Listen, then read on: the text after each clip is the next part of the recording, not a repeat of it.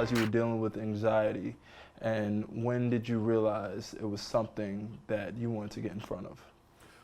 I've been dealing with anxiety literally my whole life. I didn't realize what anxiety was though until 2010. 2010, I had just gotten fired from radio for the 4th time, and I was like 30, 31, I think, maybe 30, 31 years old, and I had just moved back with my mother in South Carolina because, you know, I was living here in Jersey, and I had my at the time she was just my girlfriend, but now my wife and our first daughter. So I had to move back in with my mom with a 2-year-old, and I'm like 31, 32 years old, you know, and I remember driving down Highway 52, no, was it 52? No, I-26 in Moncks Corner, in South Carolina, and I was going from Moncks Corner to Orangeburg because Lil Duval had a comedy show that night, and I was with my cousin, and I remember just like having that same feeling that I always have, like I'm having a heart attack, you know, heart palpitations crazy, and I'm like, man, this is the one, like, because my whole life I would always like run to the emergency room because I'd be having these chest pains, and I would always feel like I was having a heart attack, even though I don't really know what a heart attack feels like, but in my mind, I'm like, oh, this is what, I'm having a heart attack. So I was like, man, I remember taking some deep breaths and like, God, just let me get through the night, I'm gonna go to the doctor tomorrow. So I ended up going to the doctor the next day. The doctor told me the same thing he always tells me, like, yo, you have an athlete's heart. Your heart is perfectly fine, it's perfectly healthy. Describe the symptoms to me. I described the symptoms: tightening of the chest, shortness of breath, you know, felt like my crazy heart palpitations. And the doctor was like, it sounds like you had a panic attack. And he was like, yo, you suffer from anxiety? And I was like, not that I know of, you know? And he was like, is there anything stressing you out? And I'm like, yeah, you know what I'm saying? I just got fired for the 4th time. I'm back at home living with my mom at 31, 32 years old. My daughter's 2. I'm collecting unemployment checks. You know, I had other things going on, like this artist I was working with. You know, we had got him a record deal, and he was tripping. So it just seemed like the sky was falling, basically, you know? So when he said that to me, I'm like, oh, shoot, maybe I do deal with anxiety, because these are symptoms that I had throughout my whole life. Like, that wasn't the first time I felt those feelings. That wasn't the first time I rushed to a doctor or rushed to an emergency room thinking that I was having a heart attack. It's just that any other time they could point to something else. I remember when Pimp C died. The day Pimp C died, I remember it was December 4th. I don't exactly remember the year. I think maybe 06, 07. And when I was doing radio with Wendy Williams, I was her co-host, and I was supposed to fly out that next morning to go to South Carolina. I remember that night, same feeling. All I kept thinking about all day was Pimp C dying, yo. And at the time, nobody knew why he died. So people were saying different things like, oh, he had a heart attack, this and that. All day long, you could not tell me I was not about to die of a heart attack like Pimp C. Literally all day. To the point to where that night, even though I had to fly out in a few hours, I gotta go to the hospital. Went to the emergency room. Doctor's like checking my heart. He's like, yo, your heart is fine. He was like, yo, you know, did you drink some caffeine today? Did you have an energy drink? And I'm like, oh, shoot. I did have a Red Bull earlier today. So I could always point to something else. Right. For the reason I was having those feelings, you know, those anxiety attacks, those panic attacks. I didn't know what they were prior to 2010. So back then I was just like, okay, that was the energy drink that did that. But no, I was having an anxiety attack, a panic attack, because I thought I was going to die, just like Pimp C died. You know, just randomly having a heart attack, they're going to find me in a room somewhere. That's the way my brain works, and I think that's what anxiety is. Anxiety is worrying about things that are really out of your control. It can be the most irrational things, but that's just how my brain works. If I see something on television, I'm gonna think that automatically is gonna happen to me. You know, I remember in Austin, Texas, when the guy was sending, you know, the different FedEx packages were coming to people's doors and they were blowing up. You got nervous? I told my wife, don't check no packages, nothing. Man. And then, you know, that's the day you pull up to the house and Amazon done sent mad stuff to your crib. Yeah. You know what I mean? And you're like, oh my God. Yeah. And it's just your wife ordering Zara. Right. You know? So let's talk about how dealing with a therapist has changed your life and impacted how you move or live day to day. Well, 2010, I get diagnosed with anxiety. When the doctor says to me, you know, is anything stressing you out? Once again, I can point to, well, I'm unemployed. I'm collecting unemployment checks. It's the 4th time I've been fired. All I gotta do is get another job, I'll be fine. That's literally how I dismissed it in my brain. The next job I get was the Breakfast Club. You know, 2010, November 2010. Moved back to New York. I'm doing the Breakfast Club. Okay. 3, 4 years later, 5 years later, massive success, right? Nationally syndicated radio show. We on in all these markets. You know, I'm making more money than I've ever made in my life. Like, life is supposed to be good, right? Why am I still having panic attacks? You know, why I'm still having anxiety attacks? Don't get me wrong, my mouth is reckless. So yes, I've been almost jumped in front of the radio station. Yes, dudes have tried to attack me across the street at the pharmacy. Yes, you always got to keep your head on the swivel. Mm-hmm. But yo, that's the hood, right? That's just life. Yeah, when you grow up in a certain environment, you're used to that. So that's regular. Yeah. But I'm talking about when I'm laying in the house and you know the wind is blowing real hard and I feel like the whole house is about to blow away. You know what I mean? Like just stupid, irrational thoughts that don't have anything to do with anything. Like, why do I keep thinking about these things? And what made me start going to see a therapist was actually through a moment of peace. You know, I was in Anguilla, which is like my favorite spot to go vacation. I got all my family, all my friends, and I'm just sitting by the pool getting a haircut, and I just had like this serenity come over me, like this calmness, like Hakuna Matata means no worries. But in my mind, I'm like, how do I get this feeling all the time? I'm like, it's not like I can vacation every day. Mm-hmm. If I could, I would, but I can't. We got to get back to work. I remember my wife just saying to me like, yo, just go see a therapist. Simple as that. And I had been flirting with the idea for a couple years, talking to people that I respect. And you know, what's crazy is most successful people that I know have a therapist. You know what I'm saying? They deal with some type of therapy in some way, shape, or form. So I would always be talking to them about it. And then I just eventually started to go. And I loved it because it was a place to unload every week. It was a place to unpack every week. And I know that people think, you know, well, you communicate for a living. You on the radio, you do podcasts, you know, you write books. All of that is therapeutic, but it's not therapy. I think it's the difference when you're sitting there talking to somebody, you know, about your deepest, darkest fears or insecurities or, you know, things that have historically given you anxiety, things that give you anxiety now, and that person is just helping you unpack it. Like I look at it, like I always talk about, like, you know, when you're doing spring cleaning, like you go in your closet mad junky. Right. Like it's clothes everywhere, shoes everywhere, and then you start like organizing things, you know, and you pack up the things you don't need, the things that don't serve you anymore, you give that away, and the things you want to keep you organized in your closet, and then you got room to bring in new stuff as well. That's what therapy does for me. So it's interesting because I know even me, like being a man, being humble and, you know, showing that side of you that's like, this is what I deal with at home behind closed doors.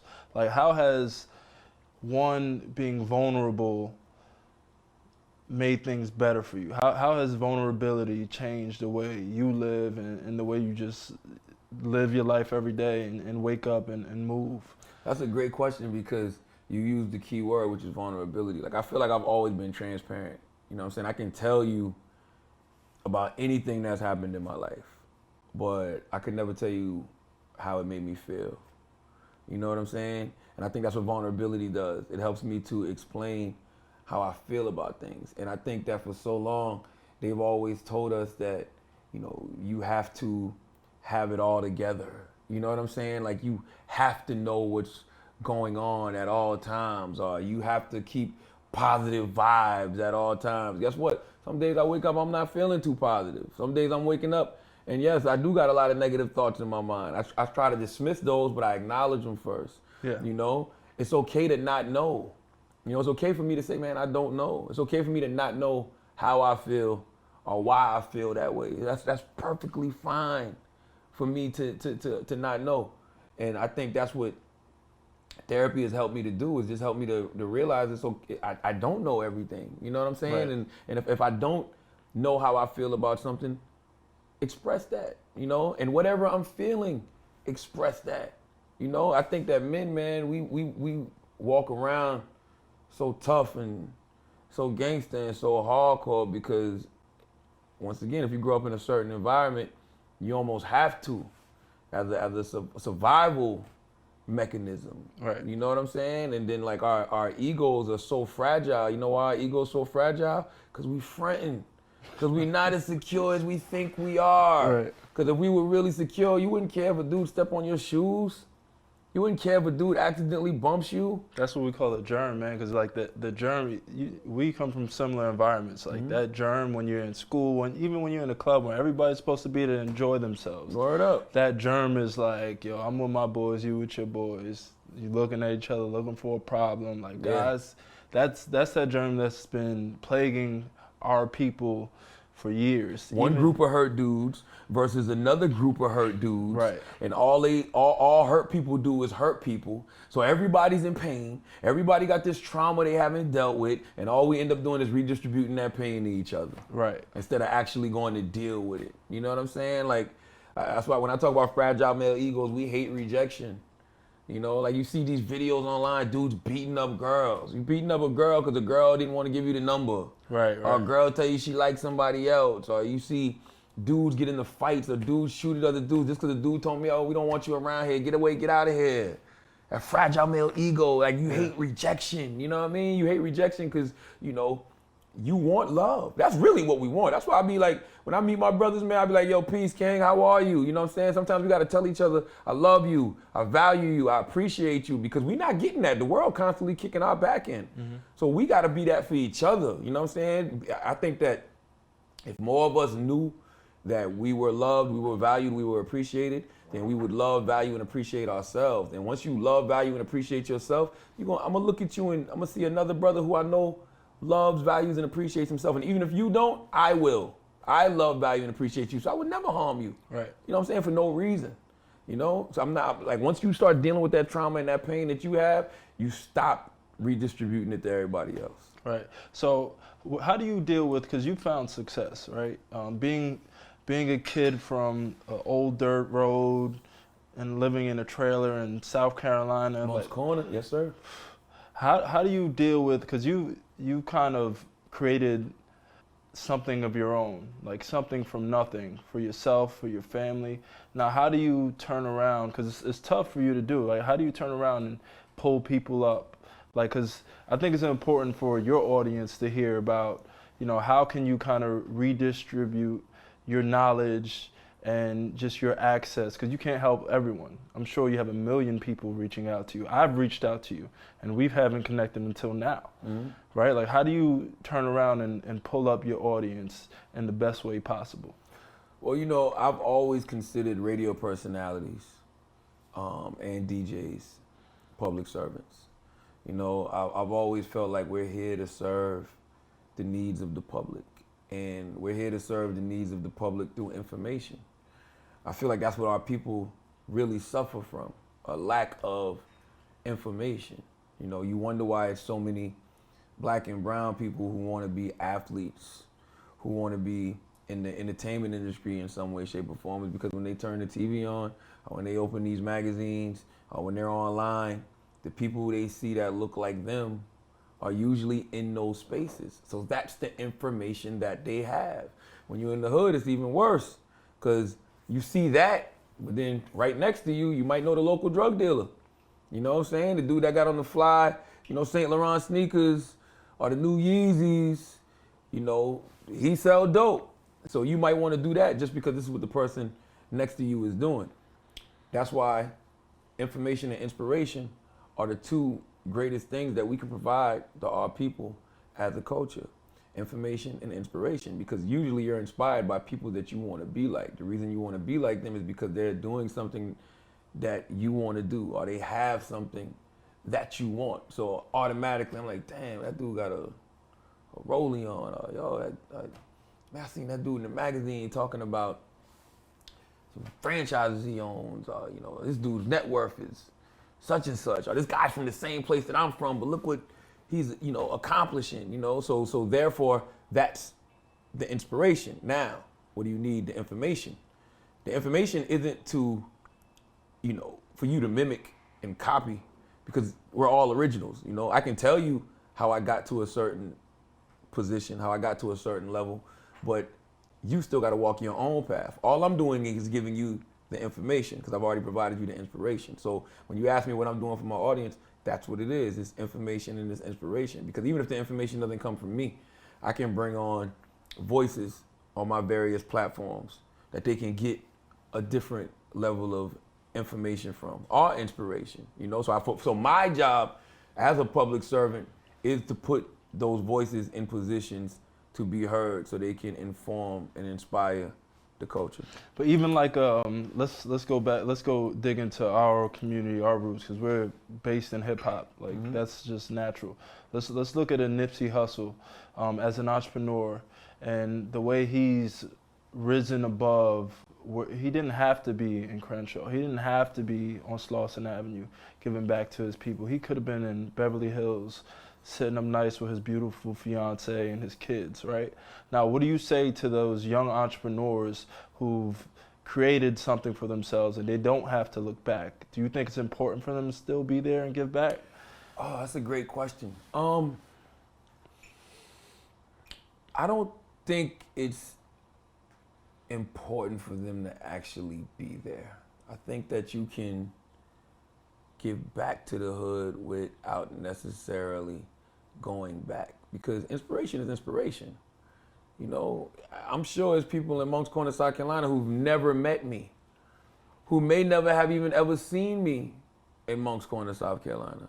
But I rep Moncks Corner everywhere that I go. Why? Because I didn't go to college. You know how you hear people, you know, always bigging up their school, where their alumni from. I graduated from the School of Hard Knocks in Moncks Corner, South Carolina. I didn't go to college, so I don't have that alumni to lean on, or I don't have a fraternity to lean on. All I have is my experiences. My experiences were in Moncks Corner, South Carolina, Columbia, South Carolina. I represent South Carolina to the fullest.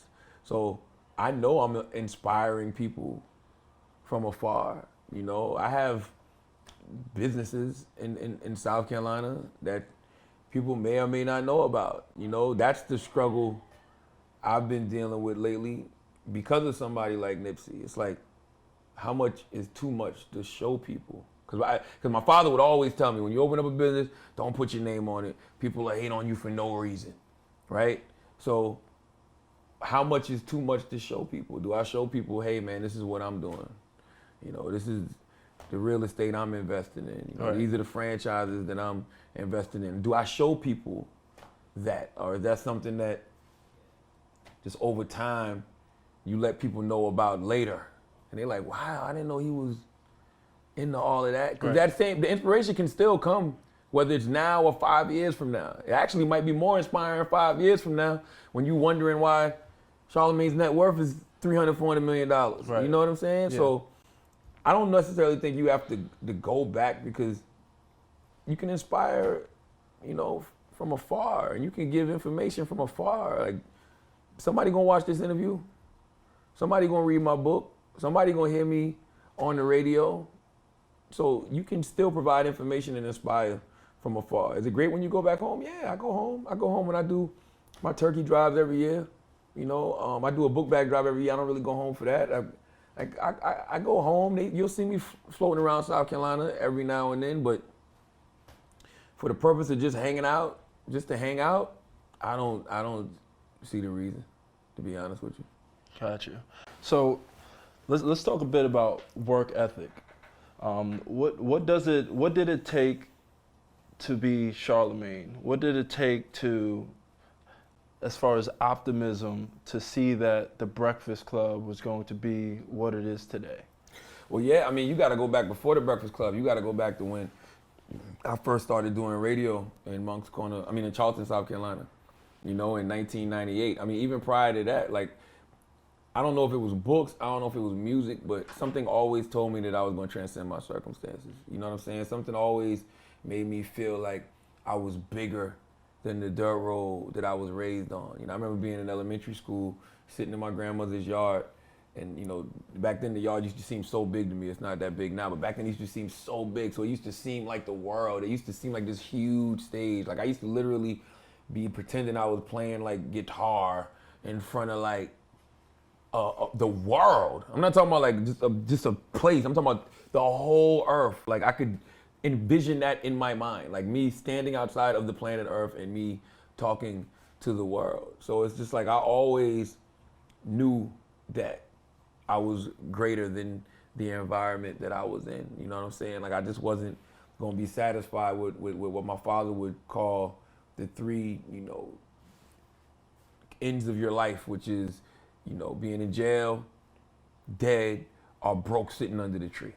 Those were the three fatalities. Like my father used to always constantly beat in my head. So when I started seeing people actually end up in jail and people around me were getting killed, and people that I used to look up to were actually broke sitting under the tree, like that made me be like, oh hell no, I gotta really, really figure my life out.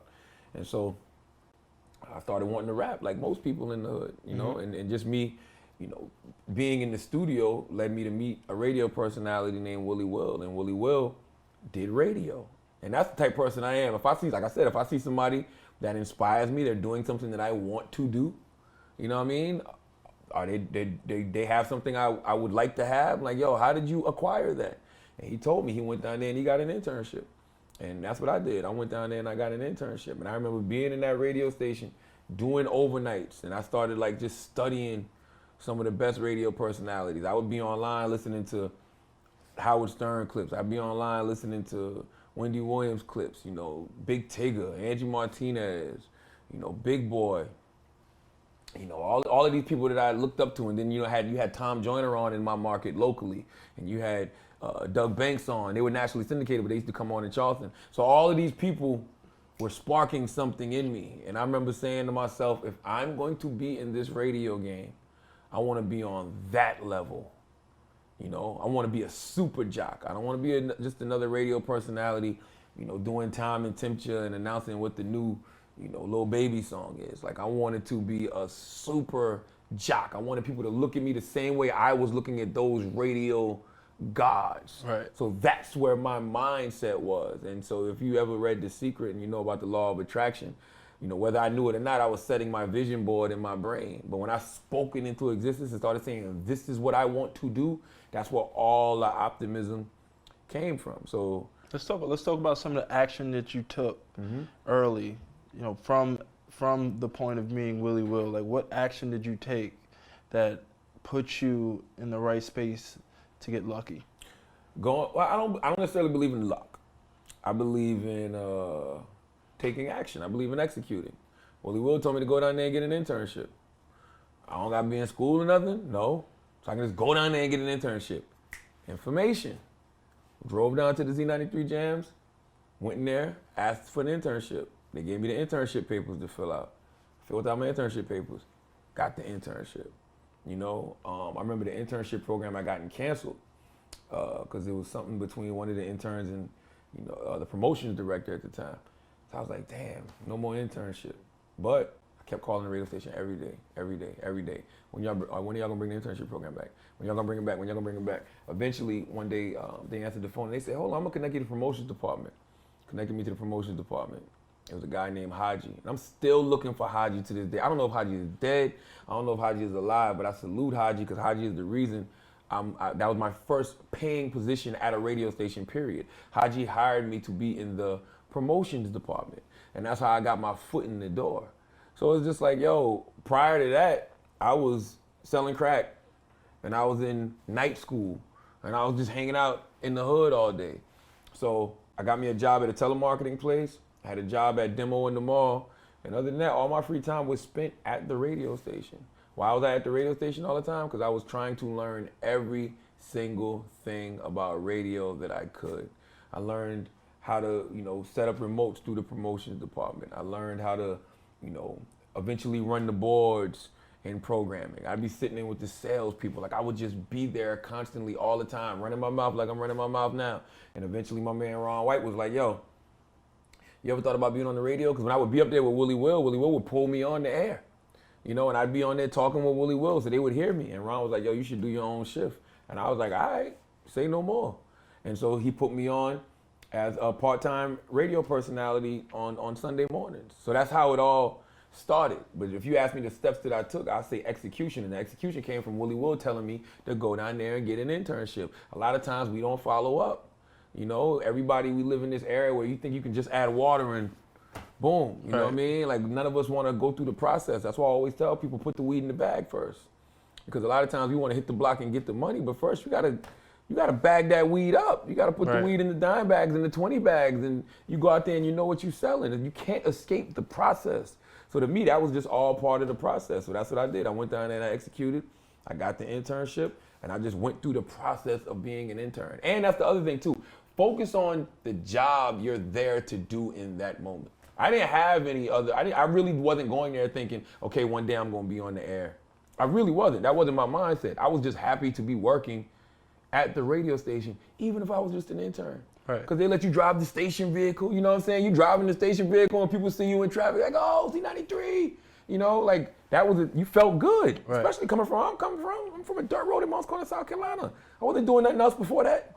Yeah. Nothing fly.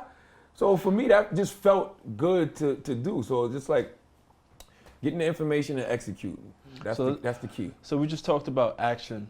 Let's talk about some of your failures. You were fired from 4 different radio stations. 4 different radio stations. And you said it happened consecutively? No, it wasn't consecutively. I mean, listen, I've had millions of failures in life. Right. You know, going to jail in 11th grade. You know, my first ever charge was assault and battery with intent to kill. You know what I'm saying? Me sitting in the backseat of the car with my homeboys, fake playing gangster. You know what I'm saying? I literally was fake playing gangster that day. I was in a neighborhood and we was kicking it with some girls, and the guys in the neighborhood came driving through, because this is when I started going to a school called Stratford. And some guys in the neighborhood came driving through, and I started faking like I was Doughboy and Boys in the Hood. What's up? Y'all got a problem? Holding my shirt up. I don't got no gun on me. Yeah. You know what I'm saying? I got my shirt up. I always wonder why you sympathize with the artist that was playing. Because you always like, you take time and you look at them, you get off air kind of, you're like, oh, why are you doing that? Because you know, I know where it leads. Right. So me pretending, you turn out to be what you pretend to be. Right. So my man really did have a pistol. So when I was in the back seat and he was in the front, and we left to go to McDonald's, and when we was pulling out, Burger King, one of them, we pulling out, I think it was McDonald's, we pulling out, they pulled up on the side of us. They getting their fake gangster on until my man really pulled out a pistol, and they're like, oh, you know, and my dude shot. And when he shot, it hit the 4th seat that nobody was sitting in. That's a mistake. Next day, they come and pulling me out of high school. So I'm thinking, okay, this is just like a regular trip to the principal office. I ended up spending the next 45 days in jail because my father was trying to teach me a lesson. You know what I'm saying? That's a heck of a lesson. That's a heck of a lesson, but that is a huge mistake. So I'm saying all that to say, when you get in the radio, coming from the extremes I come from, those firings were nothing. Now the last firing really hurt. You know why it hurt? It's because I'm a father now. You know what I'm saying? So it's not about you anymore. It's not about me no more. Like my wife had to uproot her whole life because we couldn't afford to live in Jersey anymore. So we had to both move back down to South Carolina. That's why I give it a whirl now, because like she was. Let's talk about how her support has helped further you along. Oh man, I don't deserve that. I don't deserve her. You know what I'm saying? I mean, you talking about a woman who, you know, when I got fired from Wendy's show, and my fragile male ego, my pride, wouldn't allow me to go down to the unemployment office, because I'm like, man, I've been Wendy Williams co-host, and I just was on TV with Wendy, and people know me. I can't be in no unemployment office in New York. They're gonna clown me, yada yada yada. She was holding it down, but eventually it became too much and it became overwhelming. So we ended up getting behind on rent. She had to go stand in front of the courthouse and say why we shouldn't get evicted. You understand? Like, yeah. So it's just like we've been together 21 years. So that's a rider for real, you know. But same way, you know, as brothers, we tell each other we love each other, we value each other, we appreciate each other. Having somebody that loves you, that values you, that appreciates you, gives you that extra motivation to constantly keep it moving, you know. So even every time I would get fired, you know how Meth Man say that's why that was our wedding song, All I Need, the remix. Because when Meth say, yo, back when I was nothing, you made a brother feel like he was something. That's why I'm with you to this day, with no front. And even when the skies were gray, you would rub me on my back and say, baby, it'll be okay. That's literally how it was. Every time I get fired, baby, you gonna be okay. You talented. You know what I'm saying? Like, don't even stress it. Don't even worry about it. Like when she was in college, she was writing projects. She was writing reports about me.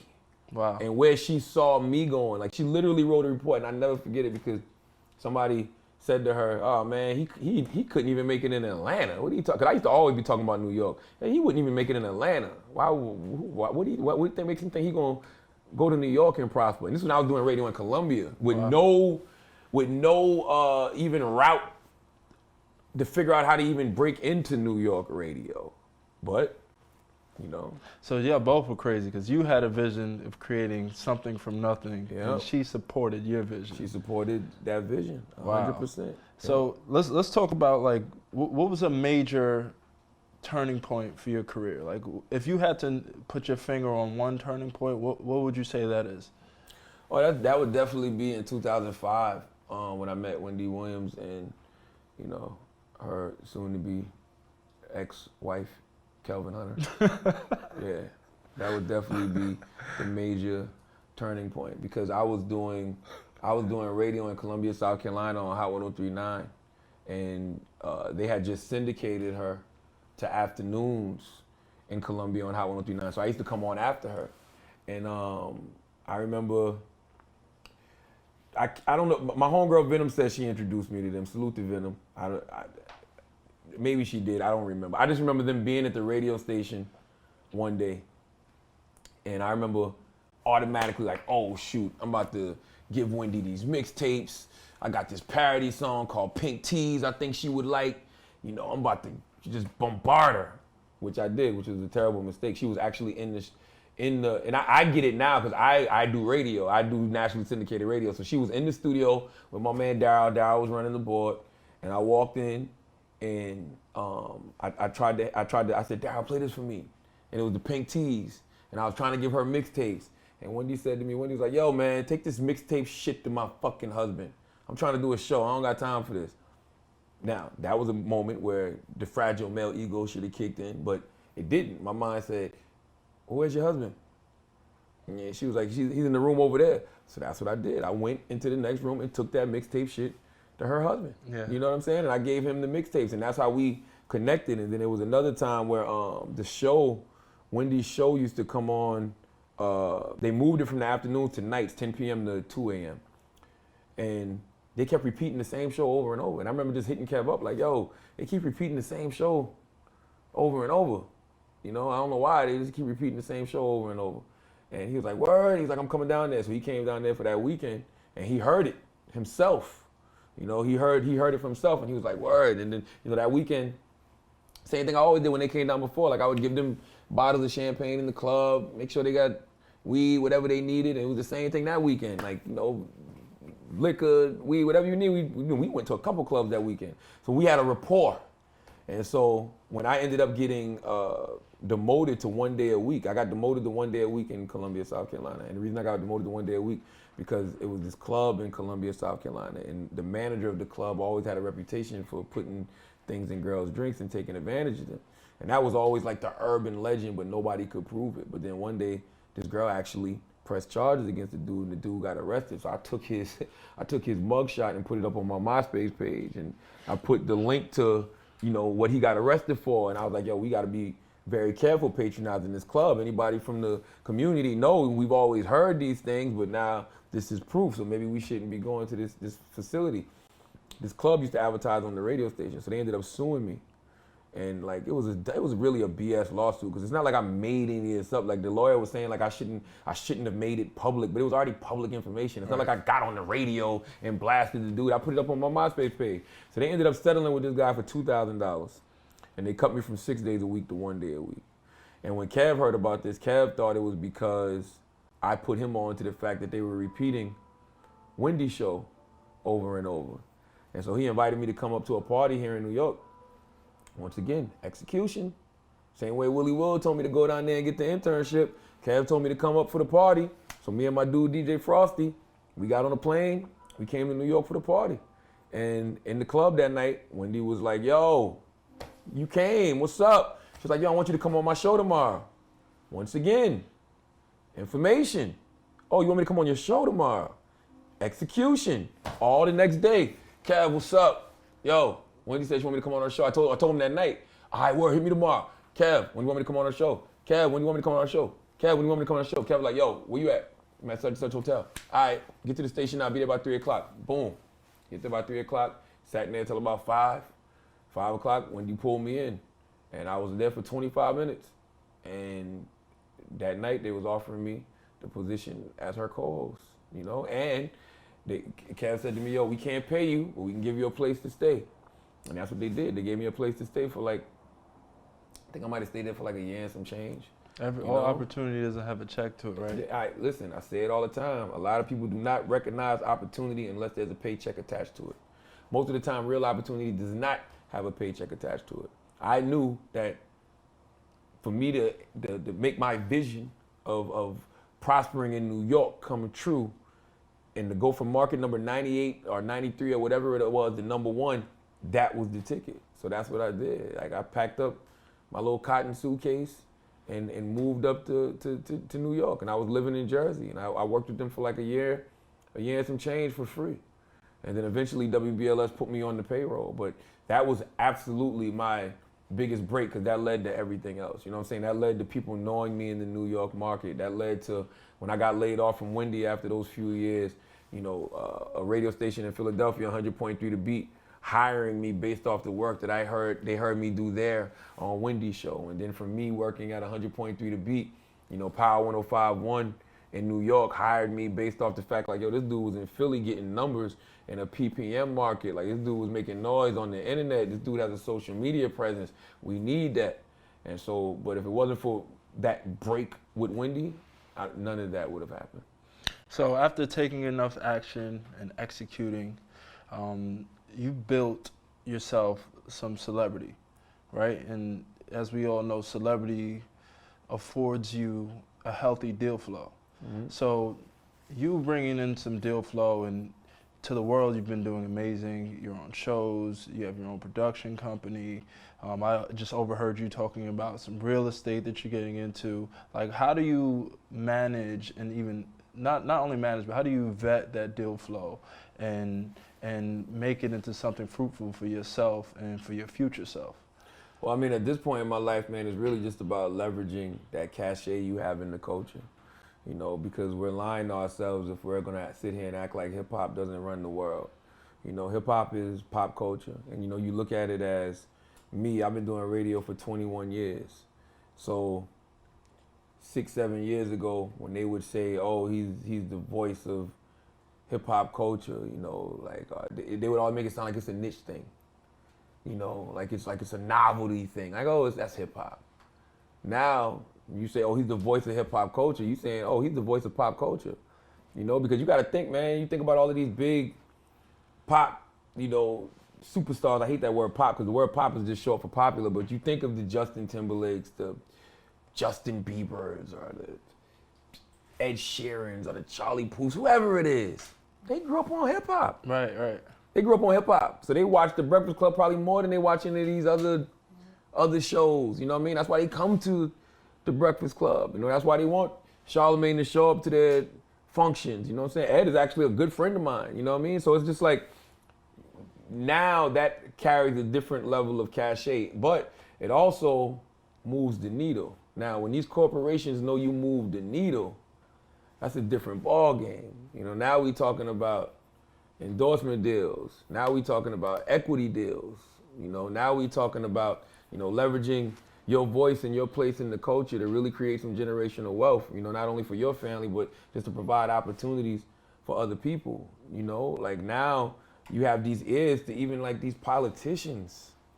You know, like you see all these presidential candidates that's running through The Breakfast Club, all these mayors I know, you know, these governors I know, like these people are calling my phone. Like, we're having conversations, you know, we're talking about how we can do things like, you know, opportunity funds. From Monk's Corner, bro. Yeah, and mental wellness centers, you know, throughout the communities, you know what I mean? Like, so these people that have this pain and this trauma, they can go get some healing. Like, we're talking about doing real major things and empowering disenfranchised black communities throughout the country, you know what I mean? Because that black is gold. And we have to start carrying ourselves in that way. They want this gold, you know, especially next year's a presidential election year. You know what I mean? They want that 13% of the population. And you guys play a role in that. Yeah, they want that 13% of the population to be out there voting for them, you know? And these companies, they want that 13% of the population to be supporting their products and pushing their products, because they understand that we control the cool. You know, we control the culture. That's why it's very important for me. Like, it's not about what you say yes to, it's about what you say no to. For me, anything I get involved in, it can't be self-serving. It has to be something that a lot of people can benefit from. You know what I'm saying? A lot of people can learn from. A lot of people can be inspired by. Like, I don't want to do things just because it fattens my pockets. Like, that don't leave no legacy. You know, like, that's what, like, you talk about Nipsey Hussle, man. Like, all Nipsey was doing, and I love Nipsey. Nipsey was moving the way black people used to move before integration. You know what I'm saying? He was building his own. That's what the Nation of Islam always tells us to do. That's why I wear Elijah Muhammad on my neck. Number one, because Message to the Black Man is like one of my favorite books ever, but also because Elijah Muhammad's whole mentality was do for self. And that's what Nipsey did. And you see, Nipsey wasn't a guy who had gold records. He didn't have platinum records. He didn't have top 10 songs on Billboard. You know what I'm saying? He wasn't all over television. You probably didn't even know who Nipsey Hussle was unless you was really, really into hip hop. Right. But when a man like that who invests so much into his people, he wasn't doing things that was self-serving. He was doing things like Vector 90. You know, he was which is teaching people STEM. You know, in the hood. You know, you're doing things like buying the whole strip mall and trying to bring jobs to your community. You know, you about to open up a hotel. Like, you're teaching your people how to create generational wealth. You're teaching your people about ownership and entrepreneurship. You know what I'm saying? Salute to his business partner David, but it's just like they're moving the way black people used to move before integration. And you see his untimely demise, but you see the legacy he's left behind.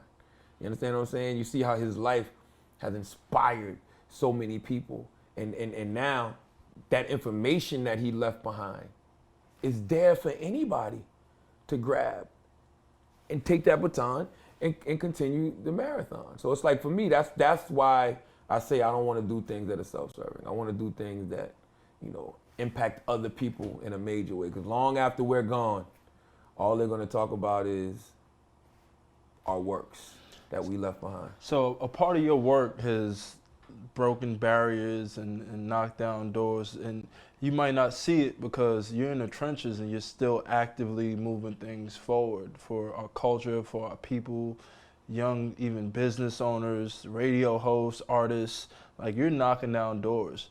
Right now you're sitting in an interview of a black-owned agency in partnership with Forbes magazine. Dope. That's last year. Dope. That might not have been 2 years ago. Impossible, right? So you're at the forefront of culture. You have politicians coming to you. Next year is an election year. How do you continue to move culture forward from here? By being honest, by being authentic, by not being afraid to grow, not being afraid to evolve. Like, when I talk about, you know, going to therapy and packing up things that don't serve me no more, you know, Charlamagne from 7 years ago couldn't be in this position. You know, Charlamagne from 7 years ago, you know, probably couldn't even handle being in this position. Because Charlamagne from 7 years ago, his mind was somewhere else. You know, my mind was on just simply, you know, entertaining, you know. And I remember telling my homeboy Frosty, when I got fired for the 4th time, and then I got the job with the Breakfast Club, I told Frosty, I said, yo, I'm gonna do something I've never done before. I'm gonna focus on me. I was like, I'm gonna be super selfish and I'm gonna focus on me. I need to get myself in position to, when I strive to pull the next people up, it's gonna be way easier to do. And that's what I did. But I think that, you know, you can really get caught up, you know, when you're thinking about self, because it's all about, what can I do? What can I do? What can I do? What can I do? What can I do? For me, for me, for me, for me, for me. Now is, you know, what can I do for us? You know, I'm back to where I've always felt I needed to be as a public servant, you know, but 7 years ago I was, you know, talking about sucking farts out of girls' butts and, you know, sniffing J-Lo's seat. You know, it's a whole bunch of stupid, creepy shock jock shit. Yeah. Just because you get caught up in the whole Black Howard Stern shtick. So it's like, well, which Howard are you though? And why are people calling you the Black Howard Stern? Are they calling you the Black Howard Stern because of the Howard we have now, who's one of the best interviewers ever in the history of life? Or is it because of the old Howard Stern shtick when he'd be doing baloney tossing games on girls' asses? You know what I'm saying? So it's just like, I got caught up in that. So I wasn't prepared for that then. Hillary Clinton had no business coming to the Breakfast Club then. Bernie Sanders didn't have no business coming to the Breakfast Club then. Kamala Harris didn't have no business coming to the Breakfast Club then. But if you notice, okay, you know what? That don't serve me no more. That's some BS. I got daughters now. I can't have my daughters seeing me wild like that. Like, my wife is on my ass. Like, that's corny now. You know what I'm saying? Like, I'm in here making women uncomfortable. Like, that's not what I want. You know what I'm saying? I want to be warm. I want to be inviting. I want people to feel like they can come here and just be their true, authentic self, you know? So it's just like you slowly start making a transition. Now, let me get back to what I know. Oh, okay. The Honorable Minister Louis Farrakhan wants to come on the show. That's my OG. Met him in 05. Great. Dick Gregory, Dr. Umar Johnson, Boyce Watkins, and the first politicians who my homeboy, Bakari Sellers, 2014. Oh, Angela Rye now, Michael Eric Dyson. Like, we start bringing on all of these intellectuals and these thinkers and these people that have something to actually say to the community, and you're putting that medicine inside the candy of the 21 Savages and the Kodak Blacks and the Soulja Boys and everything else, and now you're creating a real hub for culture. Because the one thing about hip hop is you can never put us in a box, because I really am all those things. I go from reading Message to the Black Man to Double XL magazine. I go from reading Autobiography of Malcolm X to reading The Source magazine. You know what I'm saying? I really do go from CNN to ESPN. So I can sit down and chop it up with the athletes. I can sit down and chop it up with the politicians. Of course, I can sit down and chop it up with the hip hop artists. Plus, I'm not an old 40-year-old get off my lawn type guy. I thank the South for that. Because I grew up on Project Pat. Mm-hmm. I grew up on 3 6 Mafia. I grew up on Little John and Crime Mob. And I grew up on, Ghetto Boys and 8 Ball and MJG, UGK, all of that stuff that the hip hop heads would say wasn't real hip hop. I grew up on all of that. So now when I see the 21 Savages and the Kodak Blacks and the Lil Babies and the Gunners, like, that's just the stuff I grew up on. Right. They just dope ass down south artists to me, you know what I mean? So my palette is a little different. So I don't come off as the get off your lawn guy. I don't trip off what people's music is. I trip off more so their behavior. And that comes from being the old guy who's made a lot of mistakes. Right. You know what I'm saying? So I don't want you to make those same mistakes that's gonna get you locked up. 10 years from now, they'll be pulling something old that you said, and bringing it back to jeopardize something that you're doing now. Like, we applaud Gucci Mane, right? We applaud T.I. But do you remember those guys 15 years ago? Yeah, I remember. Yeah. Do you remember them 15 years ago? Like, Gucci 6 years ago. Do you remember Gucci beating the girl up at a show, pushing another girl out of the car? Do you remember that? Like, we applaud them now. Growth. But think about where they were and think about what they had to go through to get there. You're talking about multiple prison sentences. So when I talk to these young dudes as a 40-year-old man, I'm talking to them from the perspective of, you don't got to go through that to get to where it is you need to be. So, yes, I just take my position in the culture. I'm very responsible for the things that I put out into the world. I'm intentional with it because I do see that growth and that evolution just like everybody else does. I'd be a fool not to be aware of that, Yeah. So in closing, what would you tell your 14-year-old self? Don't change nothing, kid. Honestly, I believe in the space-time continuum. I've watched a lot of Back to the Future, I can't wait to see what the Avengers do with the Time Stone this week in Endgame. Like, I believe in all of that.